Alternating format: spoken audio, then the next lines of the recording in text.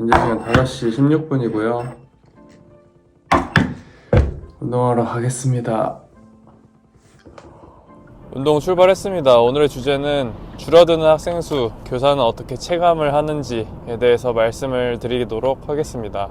저는 10년차 교사고요. 10년 동안 근무를 하면서 학생 수가 줄어드는 걸 굉장히 크게 느끼거든요. 직접적으로 학교에서 일하면서 어떤 변화가 있는지에 대해서 좀 말씀을 드리도록 하겠습니다.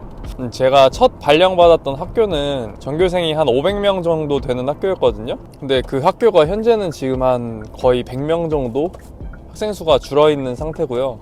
물론 이제 그게 100% 학생들이 줄어서인 것보다 그 지역이 이제 구도심화 돼가면서 좀 새롭게 발전하는 곳으로 학생들이 이사를 가고 하는 것들이 조금 더 크긴 했지만 전체적인 학생 수가 줄는 것도 큰 영향이었던 것 같습니다. 그리고 작은 학교 같은 경우에 특히 농촌 지역 학교 같은 경우에는 학생 수가 줄어드는 걸 굉장히 크게 체감할 수 있거든요. 제가 두 번째로 근무했던 곳은 전교 학생 수가 한 45명 정도 되는 정말 작은 면 소재지의 학교였는데요. 그 학교는 제가 첫 해에 학교 들어갔을 때 45명이었다가 그 학교에서 2년 있다가 나왔거든요. 2년 있다가 나왔을 때는 35명이었고 2년이 지난 지금 그 학교는 학생 수가 25명으로 줄어서, 원래 학생 수가 줄면 그 학교에 발령받을 수 있는 교사의 수도 줄거든요. 교사의 수뿐만 아니라 뭐 교감이나 교장 같은 관리자 분들도 인원수가 줄어들어요. 그래서 학생 수가 굉장히 적으면 교감교장 중에 한 분만 계시는 경우, 그러니까 교장 선생님만 계시는 거죠. 교감 선생님은 안 계시고, 그렇게 되더라고요. 그래서 현재는 제가 두 번째 갔던 학교는 현재는 교감 선생님이 안 계시고요. 시간이 얼마 지나고 나서 제가 2년 있다가 학교를 떠나고 그 다음 해 교감 자리가 한 자리가 줄면서 교감 선생님이 이제 다른 학교로 가셨다는 얘기를 전해 들었습니다. 그리고 제가 다니고 있는 이제 세 번째 학교는 현재 다니고 있는 학교인데, 이 학교도 마찬가지로 매년마다 전체 학생 수가 조금씩 줄어가고 있어요. 뭐 10명 이런 식으로. 그러면서 학년에 반이 한 반씩 줄어들고 있거든요. 원래 4반이었다가 3반으로 줄어들고 3반이었다가 2반으로 줄어들고요. 작년과 같은 경우에는 4반인 학년도 있었는데 올해의 경우에는 모든 학년이 다 3반이고요.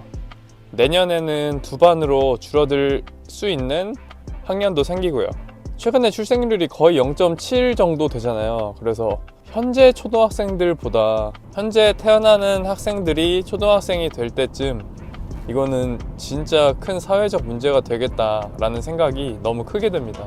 이러한 사회 현상을 좀 보면서 저는 개인적으로 생각을 하는 게, 아이를 낳고 사회 질서를 좀 유지를 하는데 기여를 한 그런 가정들한테 좀 많은 혜택이 더 돌아가야 된다고 생각해요. 저는 1인 가정 이런 분들도 중요하긴 한데, 일단 인구가 어느 정도는 받쳐주고 사회가 유지가 돼야 1인 가정도 잘 살아갈 수 있는 환경이 만들어질 거라고 생각을 하거든요.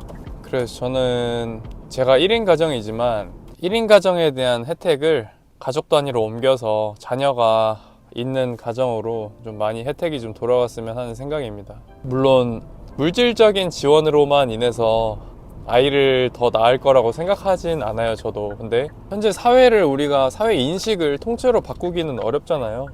그래서 지금 우리가 할 수 있는 거는 출산을 하는 그런 가정과 이미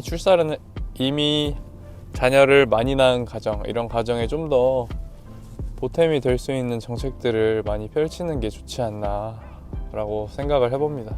저는 그렇게 생각을 해요. 제가 아무리 어떠한 노력을 한들 아이를 둘, 셋 낳은 가정보다는 사회에 기여를 적게 할 거라고 생각을 하거든요.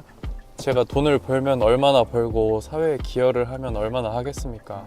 나중에 자식을 낳으면 그 자식들이 뭐 2명, 3명 그 이상이 될 텐데 그분들이 저보다 훨씬 더 많은 기여를 하시겠죠. 그러면 혜택은 저보다는 이제 그분들한테 돌아가는 게 맞지 않을까 생각을 합니다. 운동하러 가겠습니다.